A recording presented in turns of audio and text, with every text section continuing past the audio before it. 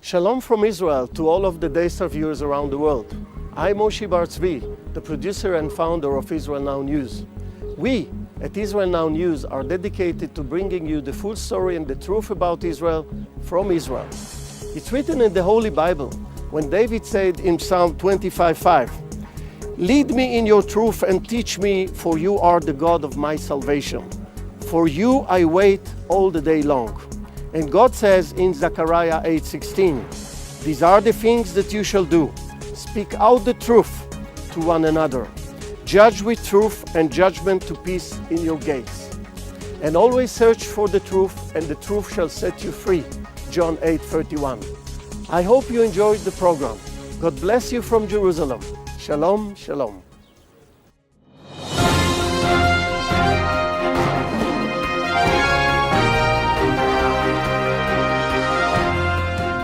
Welcome to Israel Now News. I'm Yochanan Elrom. And I'm Erin Viner. In our top story, Palestinian terrorists desecrated Holocaust Remembrance Day by firing Qassam rockets into southern Israel. Hamas terrorists fired 3 rockets into the Jewish state during Holocaust memorial services in a deliberate attempt to further traumatize the citizens of Israel. Mourners were torn from ceremonies and forced to run into bomb shelters. This comes just days after faculty at a Sderot kindergarten found a partially detonated Qassam rocket inside the preschool. According to authorities, the missile was fired during U.S. President Barack Obama's visit to Israel, where he pressured Israel to make concessions for peace. The projectile remained undetected until last week because schools were closed for the Passover vacation. Sirens sounded and all routine activity stopped for 2 minutes last Monday morning as the State of Israel observed National Holocaust Remembrance Day. 2013 marks 70 years since the uprising at the Warsaw Ghetto, where Jews who had been starved and worked to the bone organized a rebellion against their Nazi tormentors. As a special tribute to the courageous Jewish fighters of Warsaw, Yad Vashem is featuring an online exhibition called Voices from the Inferno. The spokesperson for Israel's National Holocaust Museum welcomes the public to visit the website's new feature and to provide any information that they might have on victims of the Holocaust, saying that doing so will facilitate an even greater tribute to the Jewish victims. An annual report released on the eve of Holocaust Remembrance Day reveals that global violence and vandalism against Jews has increased by 30%. France reported a rise of 58% in anti-Semitic acts since the deadly shooting in Toulouse last year. Hungary has also become a hotbed of anti-Semitism, and the Jewish community there is living under daily threat. The president of the European Jewish Congress, Dr. Moshe Kantor, said there are extremely worrying signs emanating from Hungary at the moment, where barely a week passes without an attack on minorities or outrageous comments from far-right politicians. He went on to say, "We are reaching out to the leaders in Hungary and the European Union and calling for the initiation of hearings in relevant committees because the situation cannot continue." An Israeli military court has convicted a member of the Palestinian Security Forces for the murder of a 24-year-old father and his 4-month-old son. Wael al-Araja was found guilty of stoning and causing the subsequent crash of a car driven by Asher Palmer, killing both the father and his infant son Yonatan. Araja was also convicted of several other attempted murders of a similar nature. This is the first verdict of its kind for throwing rocks. Judges in the trial said that Araja and his fellow terrorists bragged at their actions, referring to them as acts of jihad. Describing the incident as an act of terror, an attorney for the Palmer family expressed satisfaction to reporters, saying that the court defined the throwing of rocks as murder, as he expressed hope that the verdict will serve as a deterrent and prevent further such killings in the future. The latest round of negotiations with Iran has failed. The recent talks in Kazakhstan between the hardline Islamic Republic and the 6 major world powers yielded no improvement in relations. The international community remains stumped by Iran's unwillingness to compromise on its rogue nuclear program. Meanwhile, Tehran announced that it has launched a new uranium production facility and has begun extracting yellowcake, a form of uranium oxide, from 2 additional mines. Israelis and Jews throughout the world mourn the passing of former British Prime Minister Baroness Margaret Thatcher. Israeli Prime Minister Benjamin Netanyahu called Mrs. Thatcher a truly great leader and a woman of principle, determination, conviction, strength, and greatness. He added that she was a staunch friend to the State of Israel and the Jewish people and inspired a generation of political leaders. Turkey has postponed reconciliation talks with Israel. In an attempt to normalize relations after 3 years of animosity, Jerusalem offered a formal apology to Ankara for the deaths of 9 Turkish activists who were killed during the 2010 Mavi Marmara incident. Pro-Palestinian protesters aboard the Turkish ship violently engaged Israeli commandos, attempting to prevent a breach of Israel's naval blockade of the Hamas-controlled Gaza Strip. Relatives of those killed rejected Israel's offer of compensation and have instead vowed to pursue their lawsuit against top Israeli military officials at the International Criminal Court. Members of one family announced their intention to donate whatever money they would receive to the Hamas and Islamic Jihad terrorist organizations. Despite pressure from newly appointed Secretary of State John Kerry to fully restore relations with Israel, Turkey announced last week that the talks between Jerusalem and Ankara have been postponed. The city of Jerusalem is hosting its first ever symposium on green and accessible pilgrimage. The convention will provide a platform for groups to discuss sustainable urban and economic development, ecotourism, faith-inspired travel, and equitable sharing of the public domain. Jerusalem's Mayor Nir Barkat invited everyone to participate by saying Green Pilgrimage Jerusalem represents a unique spiritual destination for Jewish, Christian, and Muslim pilgrims. Jerusalem is both proud and humbled to host this innovative symposium and join other cities in laying the groundwork for us all to leave a positive footprint wherever we go. The United Nations Works and Relief Agency, known as UNRWA, suspended services in the Gaza Strip after mobs of angry residents stormed the organization's local headquarters. While the primary UN agency that aids the Palestinians will continue to provide food and other assistance, recent budget cuts have forced UNRWA to stop the distribution of cash handouts that ignited the rage of the Gaza residents. Head of UNRWA operations Robert Turner said that what happened was completely unacceptable and that the situation could very easily have resulted in serious injury to UNRWA staff or the demonstrators themselves. He added that the attack appeared to be pre-planned and condemned it as both unwarranted and unprecedented. All UN relief and distribution centers will remain closed until guarantees are provided from all relevant parties that UNRWA operations can continue unhindered. This week, sirens will sound throughout Israel as the country collectively mourns our fallen soldiers. Yom HaZikaron is a day that the nation sets aside to honor the memories of soldiers killed in action and citizens murdered in terrorist attacks. Memorial Day services will begin with a 1-minute siren that will sound as the entire country comes to a standstill to remember those we have lost. One day after marking the pain endured by our nation, the State of Israel will celebrate its independence. After the setting of the sun on the Yom HaZikaron Memorial Day, Israelis will light their barbecue grills and celebrate 65 years of being a sovereign Jewish state. After 2,000 years of exile, the Jewish people refounded their homeland on the 14th of May, 1948. Just as the prophet Ezekiel said, "I will take you out of the nations. I will gather you from all of the countries and bring you back to your land." The State of Israel is a modern miracle and the fulfillment of biblical prophecy. Children once again play in the streets of Jerusalem as Zechariah prophesied, and just as Isaiah said, God has made the barren deserts of Israel bloom. We here at Israel Now News would like to wish all of our viewers a very happy Israeli Independence Day, or as we say in Hebrew, Chag Atzmaut Sameach.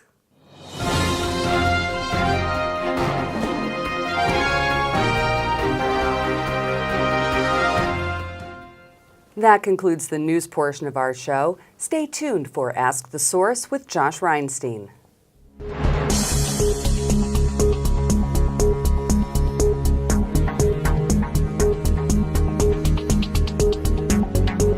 Hello and welcome to Ask the Source. I'm your host, Josh Reinstein, and we're here in a beautiful day in Jerusalem on our rooftop studio. My guest today is Ambassador Alan Baker. Ambassador Baker, thank you for being on the show. You're welcome, Josh. Good to be here. Ambassador Baker, you're a director at the Jerusalem Center of Public Affairs. Can you tell our viewers a little bit about that?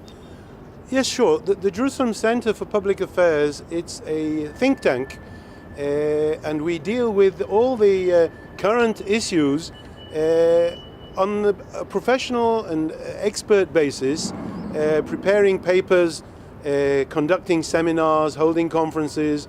We prepare briefings for foreign media and for the diplomatic corps, and we try and produce papers which can be seen on our website, which is www.jcpa.org, papers that are ultimately reach the leadership of Israel, the Prime Minister, ministers, on all the issues that are going on now, principally the type of thing that's going on in the United Nations, the delegitimization of Israel in the international community, and similar issues to that. What are some of the major issues that you're dealing with today?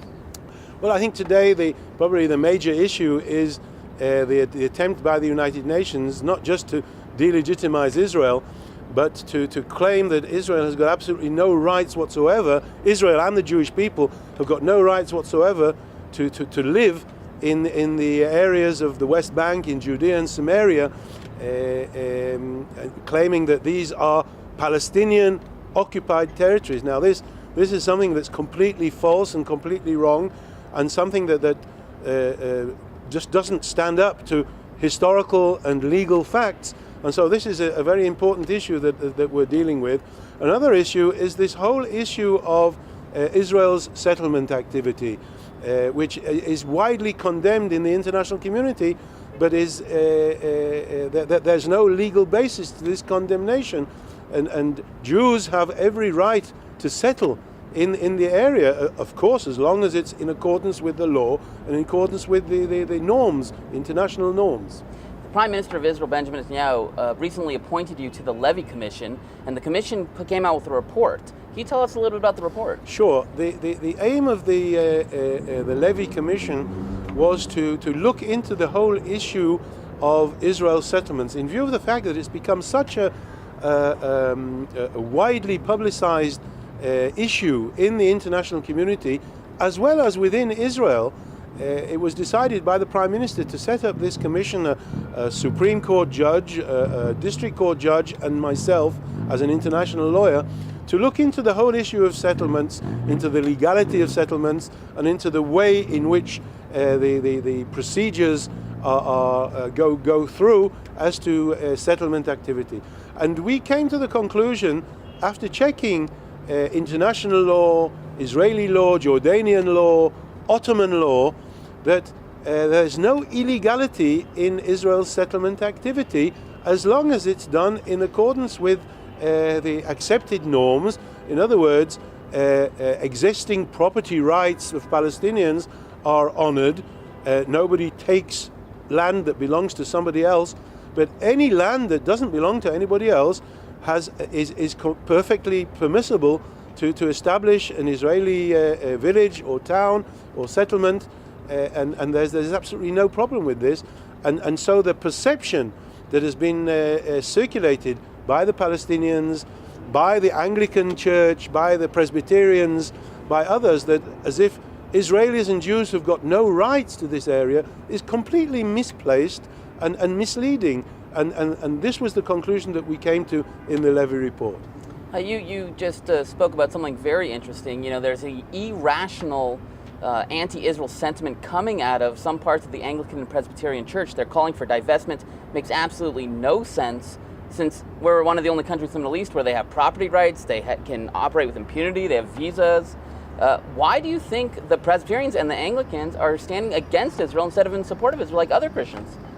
Well, it belies all logic. The reason, I think, is because there are Palestinian activists who have as their job in life, and there's a lot of money and time invested in this, to work with the Anglican Presbyterian churches to try and persuade them that Jesus is the modern day Palestinian, and therefore, as such, they have to support the Palestinians, which is a completely false basis. That nobody can deny that the Christians and the Jews have lived here in this area from time immemorial. One just has to open the Bible or look at the archaeology or read the historical accounts to understand that the Jews lived here. Jesus was Jewish, Christianity came from Judaism, and Islam appeared in 700 AD, thousands of years afterwards. So anybody who genuinely believes is a genuine Christian can't deny this fact. Yet these Anglican and Presbyterian churches, they've been pushed and incited by these various Palestinian and left-wing organizations basically to deny the rights of Israel. Ambassador Baker, there are literally tens of millions of people watching this show. What message do you have for our viewing audience? Well, I think this is the important message. The delegitimization of Israel is something that is becoming really very, very dangerous. Only a few weeks ago, the United Nations came out with a report. The United Nations Human Rights Council came out with a report basically denying any rights of Israel in the so-called occupied Palestinian territories. Now, these territories aren't occupied and they're not Palestinian. And this is a complete falsehood. And I think it's important for your viewers to work and to assist in getting this message across, that there's absolutely no legal or political determination that these areas are Palestinian. The Jews and the Christians have got very, very basic historical and legal rights to this area, and nobody should be able to deny this or delegitimize this basic principle. Thank you, Ambassador Baker, for being on the show. And You're thank you for tuning in to Ask the Source. I'm your host, Josh Reinstein, wishing you a happy Israel Independence Day. Now back to the studio.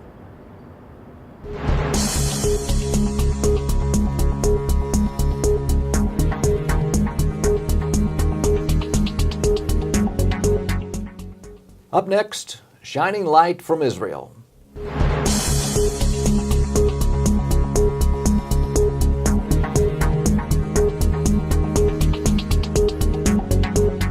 Dividing Jerusalem, the east for the Arabs, the west for the Jews. Such a simple solution. Or is it not? There is no true division of Jerusalem into east and west. The division imposed by the Jordanian occupation for a brief period of 19 years is no longer possible in a city which has dramatically grown and changed over the last few decades. 270,000 Arabs and 200,000 Jews live in the mosaic of neighborhoods called East Jerusalem. Arab and Jewish neighborhoods are often intermingled, and the spillover of residents is a widespread phenomenon. More prevalent still is the fusion of urban infrastructures. Jewish and Arab neighborhoods share water systems, sewage pipelines, electricity networks, and roads which serve as vital arteries of transportation, especially for the tens of thousands of Arabs working in Jewish neighborhoods and vice versa. Dividing Jerusalem is not technically feasible due to the intermingling of populations, neighborhoods, and vital infrastructures.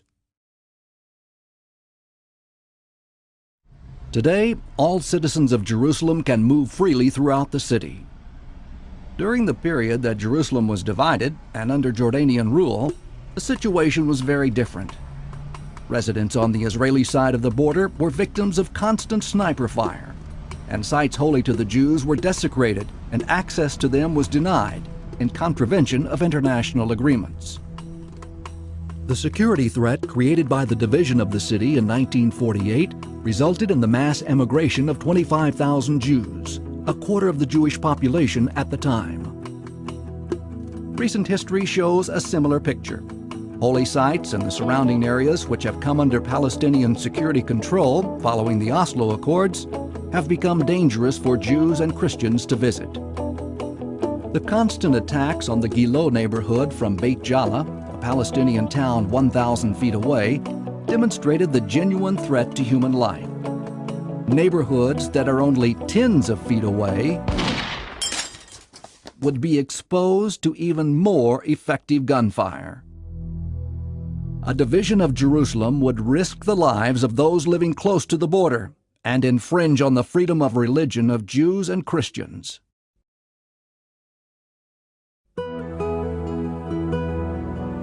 Throughout history, the only times when all residents of Jerusalem, Christians, Muslims, and Jews, have enjoyed freedom of religion and other benefits of democracy have been under Israeli sovereignty.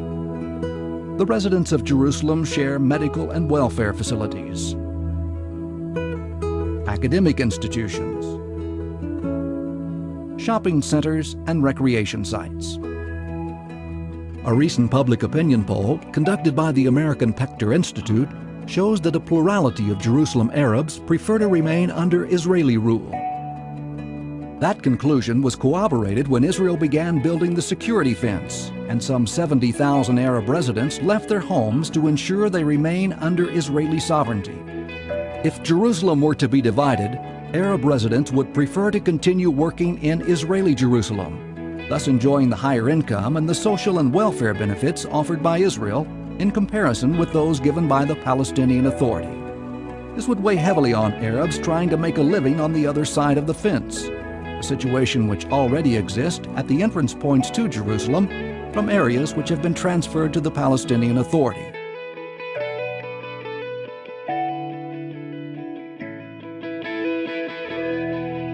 Hundreds of plans for dividing Jerusalem have been suggested. They all failed in the face of reality. A division of Jerusalem is technically impossible. It is dangerous, unnecessary, and objected to by a majority of the city's residents, Arabs and Jews.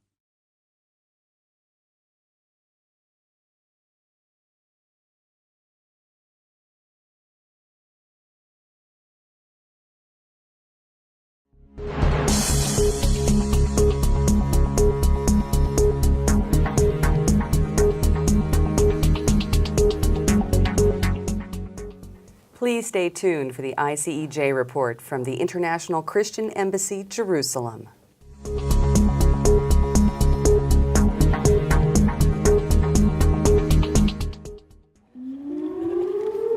On Monday, April 8th, sirens sounded throughout Israel and life came to a complete stop for 2 minutes as Israelis around the country paused to remember the tragedy of the Holocaust.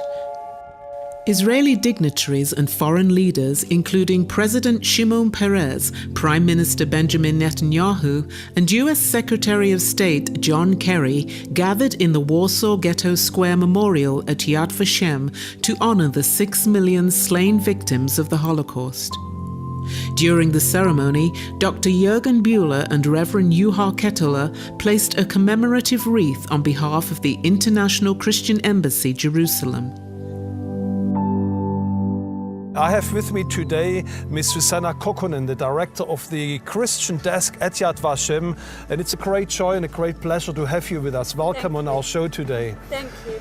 Susanna, tell me, Yad Vashem made a strategic decision some years ago, which Yad Vashem, our listeners need to know that it's the biggest institution here in the land to commemorate the Holocaust. And they made a decision just a few years ago to establish a Christian desk here at Yad Vashem.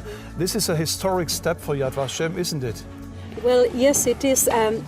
Many Christians since the 1990s had been coming to Yad Vashem. We had movies like The Schindler's List coming out, and people were really interested in having a program at Yad Vashem when visiting. And there wasn't anything specifically for them. And so in 2006, in cooperation with the ICEJ, Yad Vashem established the Christian Friends of Yad Vashem, a Christian department here at Yad Vashem, and now we have programs for Christians, and we invite them to join us in all of the special events and commemorations, as well as to learn more about the Holocaust. Well, to think that the institution which commemorates the biggest atrocity which we Christians did to the Jewish people, that they have a Christian desk, was it an easy decision for them to do that? Well, it was a very big decision, so big in fact that they needed the permission of the Israeli Prime Minister. At the time it was Ehud Olmert, and he gladly gave it, knowing the ICEJ and the ICEJ's work. And so Yad Vashem was able to start this activity. Initially nobody really knew what it was going to be, what precisely would this department be doing, but now it's becoming more and more a very established part of Yad Vashem's daily activity. But tell me, what exactly is the Christian Desk doing here in Israel? Well, it's really exciting because actually this week we have our 4th annual Christian Leadership Seminar here at Yad Vashem. We have leaders and pastors from different nations. They come here for a week-long study. They meet with Holocaust survivors. They hear lectures, and they also travel the land. So when they go back to their homes, they are not only qualified to speak about Yad Vashem, they become like our ambassadors, most of them, but they have also seen the land, and they understand the reality of coming from the Holocaust to the state of Israel, and what's the significance of that process. So tell me, we have listeners today, they watch us in Dallas, Texas, in Singapore, Hong Kong, all over the world. What can a Christian which is watching us today, what can they practical do to make sure that this testimony of the Holocaust stays alive, and how can they help Yad Vashem in a very practical way? If you are a tour leader or you are a tourist coming to Israel, come to Yad Vashem and contact us. And come and visit Yad Vashem for a special visit to understand more about Christianity and the Holocaust. Please consider supporting the work of the Christian Desk at Yad Vashem. Become a friend of Yad Vashem with a donation of $25. Adopt a tree commemorating the righteous among the nations for a $100 donation. Or for a $1,000 donation, help us to record the testimonies of Holocaust survivors from around the world. We need your help to make sure that this dark story of the Holocaust, where the church failed so greatly in Europe 70 years ago, this story needs to be kept alive in order to keep future generations to avoid making the same mistake again. We need your support urgently here in Jerusalem to keep that work alive and to make sure that testimony of Yad Vashem will be also brought out for future generations. We are your embassy here in Jerusalem on Yom HaShoah. May the Lord bless you out of Zion.